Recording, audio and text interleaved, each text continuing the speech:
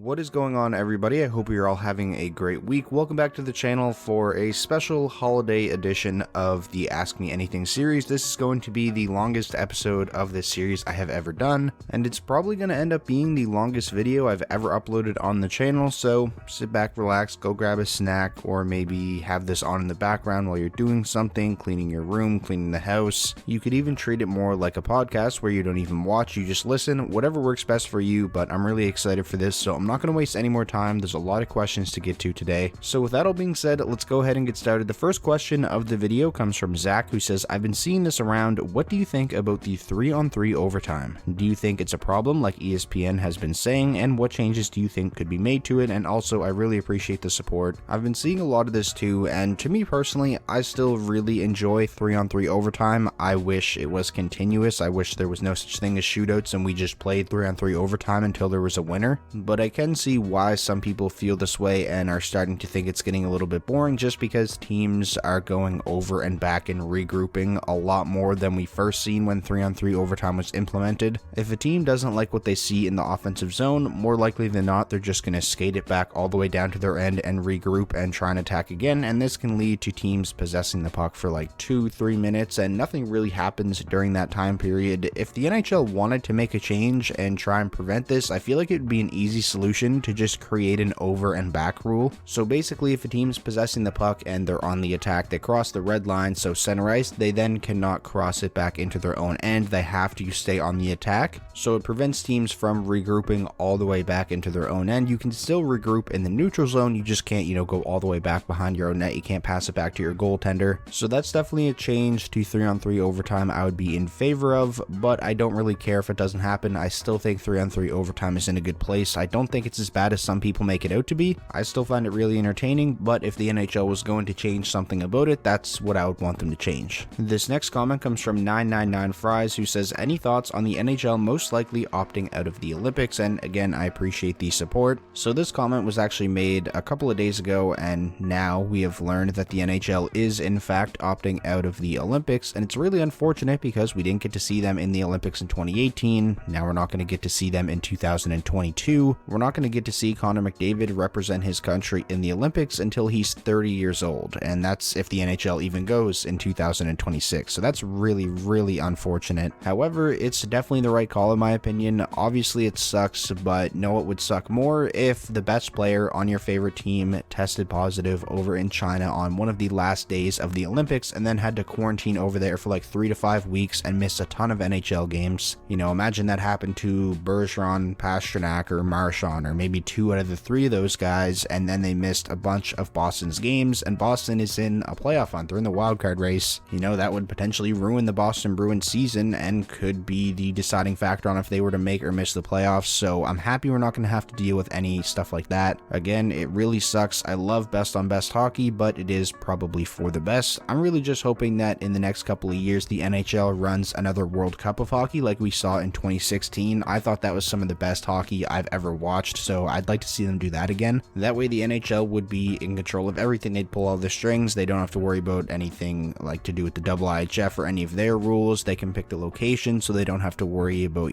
a certain government, stuff like that. So I really want to see another World Cup of hockey soon. Moving on now to the next question. This one comes from Tristan McGuire, who says, as a Wings fan, what free agents do you want to see Detroit go after this offseason? This is a really interesting question. It's something I haven't thought about all that much. I do think it's probably time that Detroit starts to go out and maybe try and acquire a couple of big name free agents. Obviously don't break the bank and overpay for somebody, but get players who are going to make your team significantly better. The Red Wings literally have nobody signed on the left side of the blue line through next season, obviously excluding rookies and guys on ELCs. So I think a left side defenseman, if they want to go big game hunting, a guy like Hampus Lindholm, I would love to see in Detroit. If you can get him for under $6 million, maybe on like a 4 or 5 year contract, I would be a fan of that, and then that would set up Detroit to have a top 4 of Lindholm and Edvinsson on the left side and Seider and Hronek on the right. I like the sound of that. So that's if Detroit kind of wants to go big game hunting and try to land one of the bigger fish, but I do still want the team to be patient. I don't want the Red Wings to overpay for free agents and make the team good enough to make the playoffs, but not truly good enough to win a Stanley Cup and then kind of be stuck in the middle for a while. I've always liked Lindholm though. I think he'd fit Detroit really nicely, so that's a guy I would love to see the Wings go after, but I kind of feel like we're just going to see an another offseason from Steve Eisman where he tries to go and get,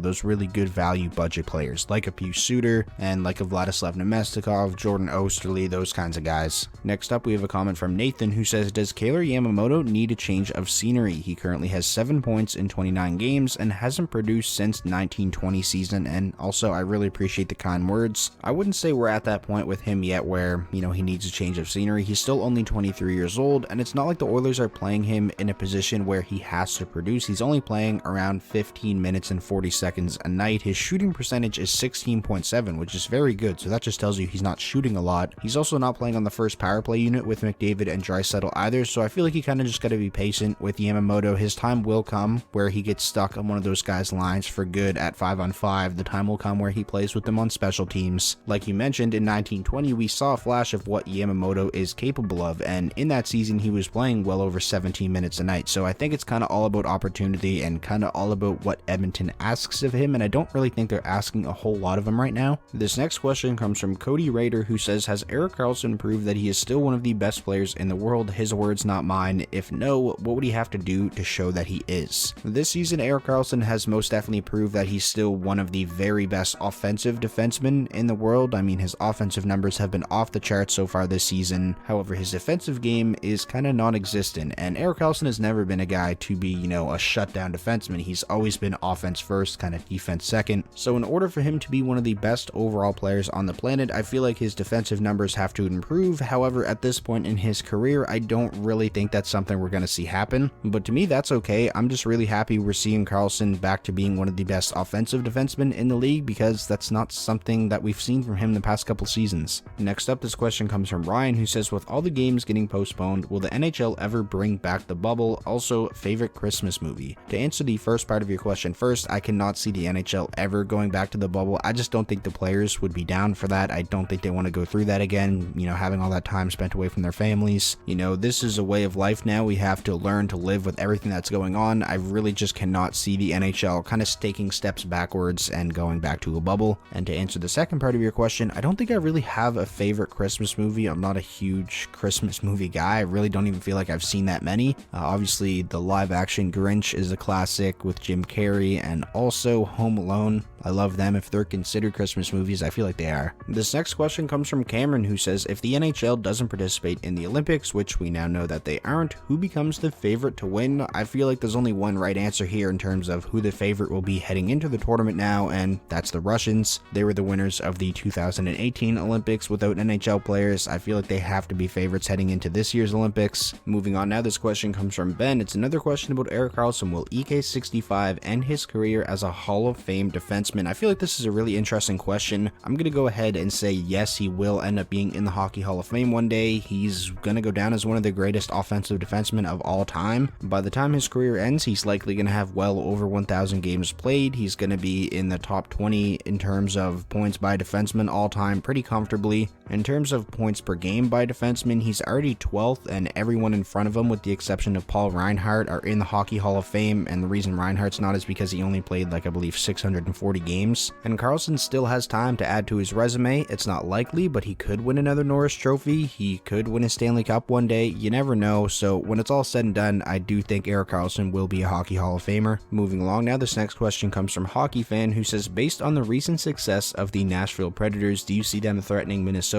for first in the Central Division, and could they finish first in the Central Division at the end of the season? I really don't see the Predators finishing first place in the Central at the end of the season. Maybe they get there for a period of time during the season, but I feel like by season's end, it's going to be Colorado, so I don't think it's going to be Minnesota or Nashville. That being said, though, based on what we have seen so far from Nashville, depending on what they do, at and around the trade deadline, I think there's a very good chance that they do make the playoffs, and not even as a wildcard team, as a top 3 team in the Central, and that's definitely not something a lot of people expected heading into the season. This next question comes from Ryan the Meme Guy, who says, with Andre Vasilevsky being the Carey Price of the Tampa Bay Lightning, and with the injuries the Lightning have, do you think Vasi can be a dark horse for the Hart Trophy if the injuries continue? And also, I really appreciate the support. I think without a doubt, Vasilevsky can be in the Hart Trophy conversation. If the season ended today, I feel like he would be. I mean, he's 17-4-3 on a Tampa Bay team that has been, depleted with injuries. Obviously, Kucherov has missed a lot of time, and they lost a lot to begin with in the offseason and free agency. If Tampa Bay continues to play as well as they are, even with the injuries that they have, Barkov, maybe even push for the President's Trophy, and Vasilevsky keeps up these kind of numbers, I think he should at least be top 3 in voting. And the last time we've seen a goalie finish top 3 in Hart Trophy voting was 2016-17. It was Sergei Bobrovsky. It's not easy for a goaltender to get in the Hart Trophy conversation, let alone win the award. The last one to do it was Carey Price, but if there's anyone in the league that can do it right now, I definitely think it would be Vasilevsky. Next up from AA Sports, the Panthers are 4-5-1 in their last 10 and are currently riding a 3-game losing streak. Is this any cause for concern, and do you think that there's any chance that they miss the playoffs this year? I wouldn't really be all that concerned with the Florida Panthers. A lot of their important players have missed a good chunk of time. Obviously, Barkov has only played like 16 games this season, and when he's not in the lineup, they're obviously not going to be as good of a team. One thing that could be a little bit concerning when it comes to the Florida Panthers, though, is Bobrovsky really hasn't been the greatest as of late. His hot start to the season has really seemed to cool off. Obviously, Spencer Knight hasn't had the rookie season everybody expected him to. So if Bob doesn't get back to playing at the level he was at the start of the season, then you never know, Florida could have a goaltending problem on their hands, which, I mean,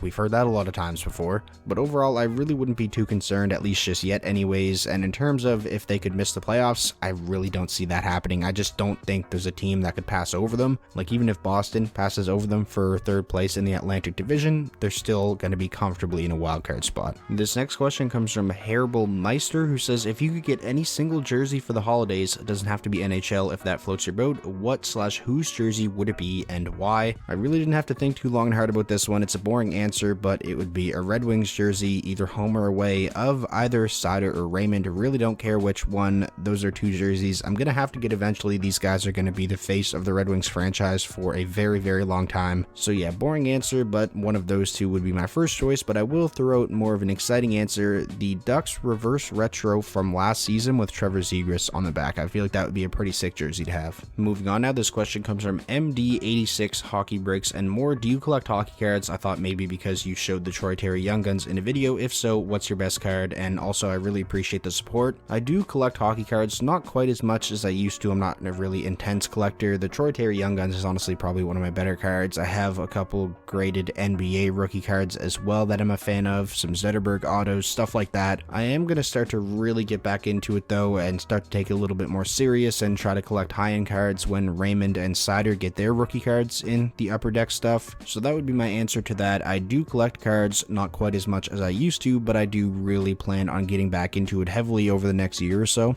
Next up, this question comes from Tyler Aaron, who says, what player do you think will be traded even though they are not on the trade bait board? So kind of a trade that'll come out of nowhere, sort of like what we saw at last year's deadline with the Mantha and Verona trade. This is honestly a pretty tough question. Maybe a player from the Blackhawks if they can't really get back into the playoff race and they start to sell off some players around the deadline. A defenseman like Connor Murphy, Jake McCabe, I feel like those 2 would be pretty appealing for a lot of teams that need some help on the blue line. The Columbus Blue Jackets have really came back down to earth over their, past 10 games or so. It doesn't seem like they're going to be a real threat to make the playoffs, so maybe they start to sell off some players as well. Gavrikov, maybe Korpisalo, maybe a forward like Max Domi, players like that. So I didn't really give a straight answer there, but those are a handful of names that I feel like could sneak into trade talks if their teams don't get into serious playoff contention. Moving on now, this question comes from Casey McIntyre, who says, do you think Thomas Greiss either retires, re-signs with Detroit, or moves on to another team? I don't really know if I see Thomas Greiss retiring just yet. I know he's not really having the greatest season, but I feel like he still does have a good bit left in the tank. Obviously, we can't, know what's going on up in his head, what his plans are, but if he wants to keep playing, which who knows if he does or not, I think there's going to be a team out there that's willing to bring him on. I could see him re-signing with the Red Wings on like a 1-year deal just to give Sebastian Cossa,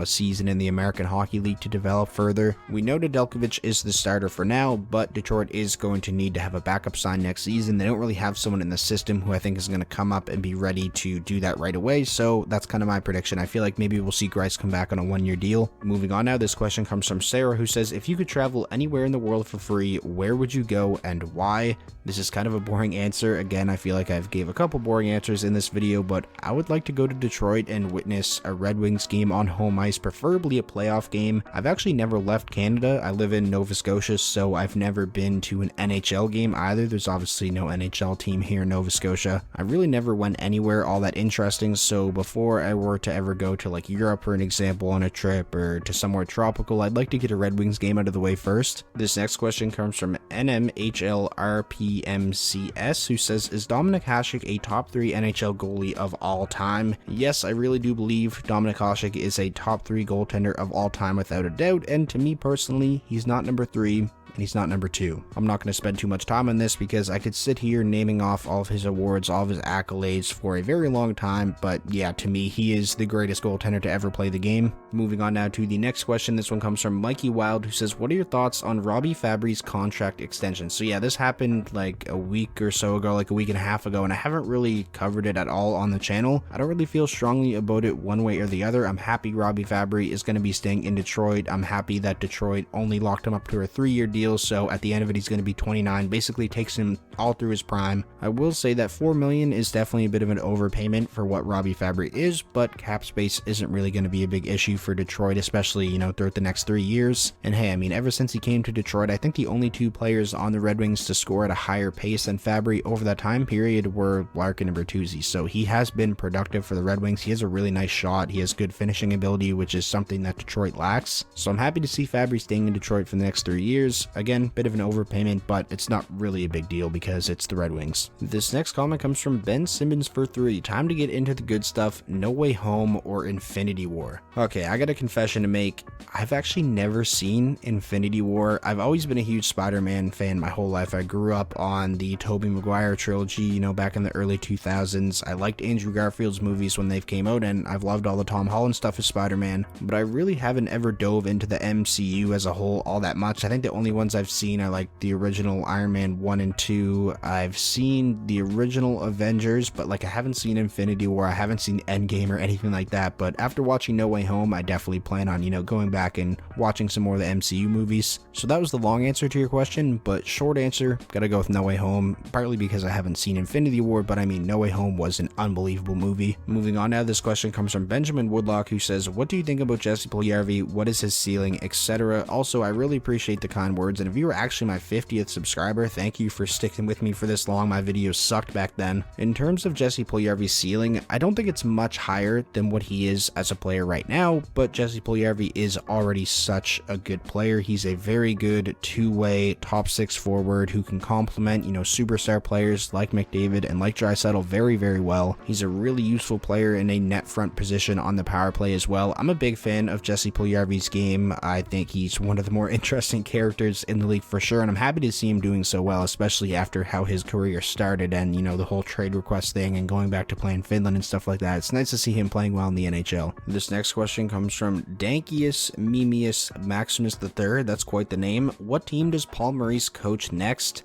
It's hard to say. I wouldn't be surprised if we see Paul Maurice retire and he doesn't coach another team, especially when you consider, you know, kind of the reason why he left the Winnipeg Jets organization. He just wasn't enjoying coming to the rink anymore. In one of his interviews after he resigned, he said he's really looking forward to not having to go to work the next day, so it seems like he was kind of just burnt out and he just wanted to, you know, go home, spend time with his family. So I don't really see him coaching a team for the foreseeable future. Maybe he decides to come back next season. I'm not really sure, but if I had to make a prediction one way or the other, I would say he probably just ends up retiring. Moving on now, this question comes from Graydon. I swear I get these questions on every Ask Me Anything video, so I'll finally answer one. What happened to your gaming channel? I really wanted to take it seriously and actually grow it and kind of have it as a secondary channel to this one, but I'm just not passionate enough about the EA NHL games anymore. I don't really think they're in a good spot. I don't really think they're all that entertaining to watch either, and I don't really enjoy making content about their games that much anymore. So yeah, my heart just really wasn't in it. I felt like I was forcing stuff, and that would definitely lead to lackluster content, so I figured it would just be better off if I just completely focus on this channel. Continuing on now, this next question comes from Dreamcinema, who says, Jacob Chychrun's name has come up in trade rumors. Do you think he gets traded this season? And if he does, what do you think the price is? And also, I really appreciate the support. If the Coyotes are serious about moving Jacob Chychrun, I mean, they're going to get a pretty insane package in return. I know he's not really having the greatest season this year, but he was literally in Norris contention last season. He's only 23 years old still, and he's on, in my opinion, one of the better contracts in the league. He makes just $4.6 million a season through 2025. If he gets moved, it's most likely going to be be a blockbuster deal, you know, potentially multiple first-round picks, definitely one, probably a top-notch prospect, and a solid NHLer in the deal as well. Pretty much every team in the league should be calling Arizona if he's available, just to see what it would take, because again, he fits pretty much every team's timeline with him being only 23, maybe except Arizona's, because if he did fit their timeline, they wouldn't want to trade him. But yeah, I mean, it's going to be a blockbuster trade if the Coyotes do decide to move on from him, and as somebody who creates content and who loves blockbuster trades,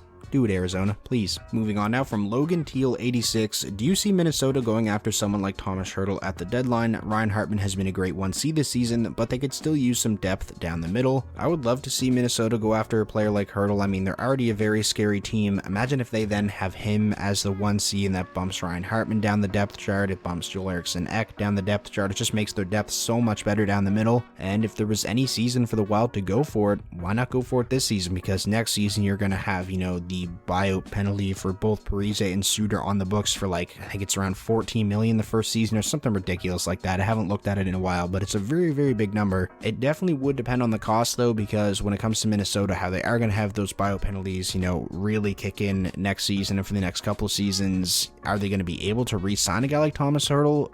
I would guess probably not. I mean, it would kind of be tough to make that work, but if they can get him at a good price, or if they believe they can get him re-signed, I think Minnesota should go for a guy like Hertl for sure. Moving on now, this question comes from Yash, who says, will Connor McDavid break Wayne Gretzky's record for points? Love the videos, trying to get in for a while now. Well, I'm really happy you finally got one of your questions in the video. To answer your question, I'm definitely going to say no. I feel like Wayne Gretzky's points record is one of the most unbreakable records in the entire National Hockey League. I mean, we know Wayne Gretzky's goal record is probably going to be passed at some point by Ovechkin, but I don't think anyone's ever going to touch his point total ever. It's hard enough to even score at a point per game pace in a single NHL season in today's NHL. To break Gretzky's points record, you would have to play like over 1,400 games and score at like a 2-point per game pace for your entire career. I just cannot see that ever happening. As good as Connor McDavid is, and we all know he's good, he's otherworldly, I just don't think it's possible to do this, to break Gretzky's points record in this era. Next up, we have a question from Jason, who says, if there was a redraft of the 2019 draft today, who would go top 5? Do any players move up / down, or is it too early to judge? It's definitely too early to judge. Like, there's going to be a lot of players from the 2019 draft that have amazing careers that haven't even played a single NHL game just yet, but I do still feel like there's probably a good bit of players that move up and down. I feel like Hughes still goes number 1, but, you know, I feel like Zegras for sure and Moritz Seider would probably move into the top 5. My top 5 right now would probably be Jack Hughes, and this is in no particular order, Jack Hughes, Bowen Byram, Trevor Zegras, Moritz Seider, and then like Kirby Doc or Capo Caco for that 5th spot. So yeah, it is probably way too early to tell, but if there was a redraft today, that's kind of what I think the top 5 would look like. Moving along now to the next question. This one comes from Sevens Heaven, who says, does Evanson make the team next year?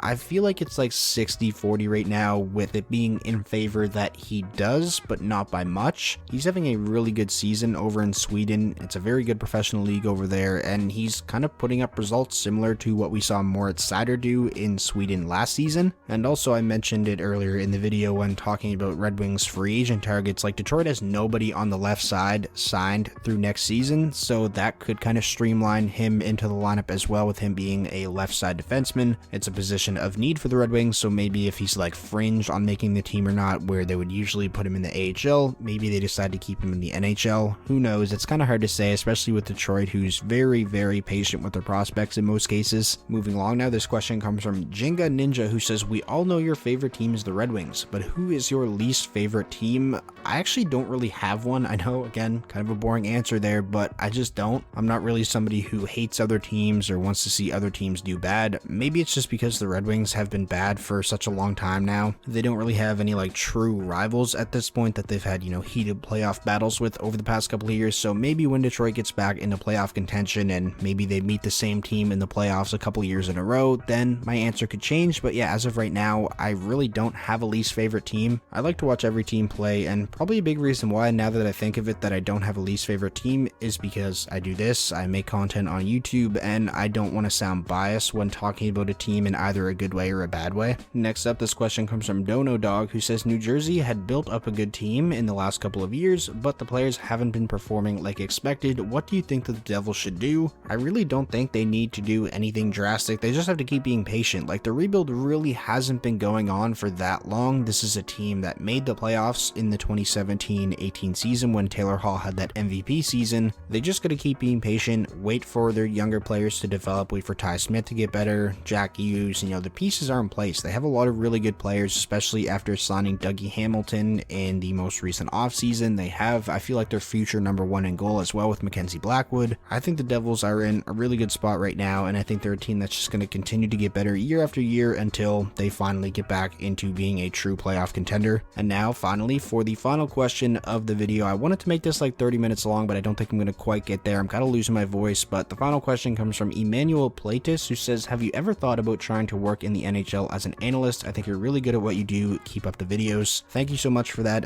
It does mean a lot. I honestly feel like I would just rather do what I'm doing now because you have full creative control. You make your own schedule. You don't really have a boss. You're kind of your own boss. And those kinds of things are, my favorite parts about being a YouTuber and doing this full time. Even if I wanted to work in the NHL or like a broadcast network as an analyst, I probably couldn't. I don't really think I have the credentials. I'd probably have to like go back to school and stuff like that. But honestly, even if I was given the chance, I feel like I would just rather continue to do this. I really like interacting with you guys. I feel like we've really built a great community here of people that just love hockey, love to talk about hockey. So yeah, that is going to do it for this episode of the Ask Me Anything series, the longest Ask Me Anything episode I have ever done, and I'm pretty sure I'd have to double check, but I think this is the longest video I will have ever uploaded on the channel, so I hope you guys enjoy this. I probably won't be uploading for like the next 3 or 4 days just because, Christmas Eve tomorrow, Christmas the next day. I'm going to be spending some time with my family. I hope you guys do the same. I hope you all have a very Merry Christmas or Happy Holidays, whatever it is you celebrate. I hope you have a fantastic rest of your week and weekend. I really appreciate all of you guys. I feel like I don't say it enough, but this series is so fun for me to do. I just love interacting with you and answering your questions. If you like this video and maybe you want to see more longer Ask Me Anything videos like this, then be sure to leave the video a like. That's the best way to show your support. And if this was your first time checking out the channel and you want more NHL content just like this, be sure to hit that subscribe button, and I'll talk to you all soon.